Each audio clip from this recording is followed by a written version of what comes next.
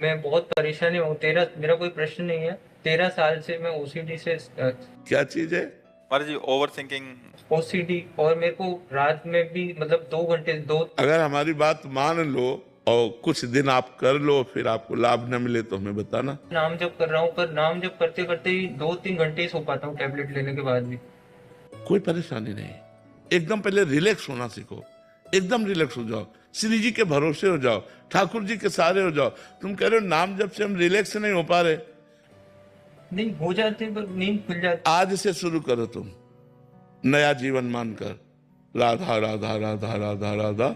और जब आपको ओवर थिंकिंग होने लगे तब जोर जोर से नाम जप करने लगो। आप देखो धीरे, आज से आपका परिवर्तन शुरू हो जाएगा। कोई चमत्कार की बात नहीं, आप श्रद्धा और विश्वास करो। ये ओवर थिंकिंग, ये निगेटिव चिंतन ही हमारे जीवन को नष्ट कर देता है। यही जाके डिप्रेशन में पहुंचा देता है। शायद इसी स्थिति को डिप्रेशन कहते हैं। तो हमें लगता है अगर हम नाम जप करें, भगवत लीला चरित्र सुने और संतों के वाक्यों पर विश्वास करें तो ठीक हो जाएगा। क्यों क्यों ऐसा होता है? पूर्व पाप ही तो हमारे ऐसा चिंतन करवाते हैं।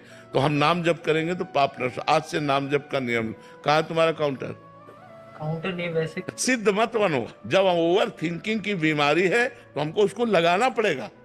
राधा राधा राधा, 30,000 हुए, 40,000 हुए, ऐसे में देखना राधा राधा राधा। ऐसे बेमतलब की बातें मत करो, काम में लगो। जब खाली समय बिठो राधा राधा राधा राधा राधा राधा राधा राधा राधा। तुम ठीक हो जाओगे, दूसरों को ठीक करने वाले बन जाओगे।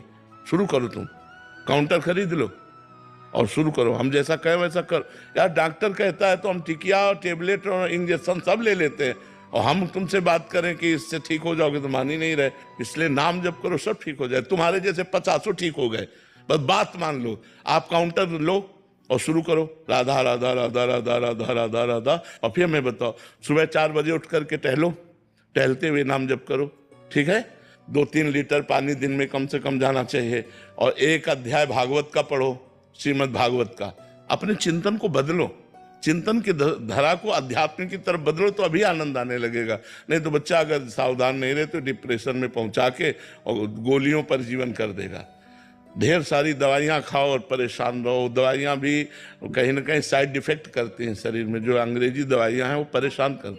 मानसिकता ऐसी हो गई कि महाराज जी हम चाहते हैं कि जंतुर मिल जाए, हमें ना कुछ करना। नहीं, ये इससे कुछ नहीं होने वाला है, इससे कुछ नहीं होने वाला है। ये हम अनुभव की बात बताते हैं। तो आपको जपना पड़े, क्योंकि आपसे पाप कर्म हुए हैं। जब हम शरीर से पाप करते हैं तो हमें शरीर को सेवा में लगाना चाहिए।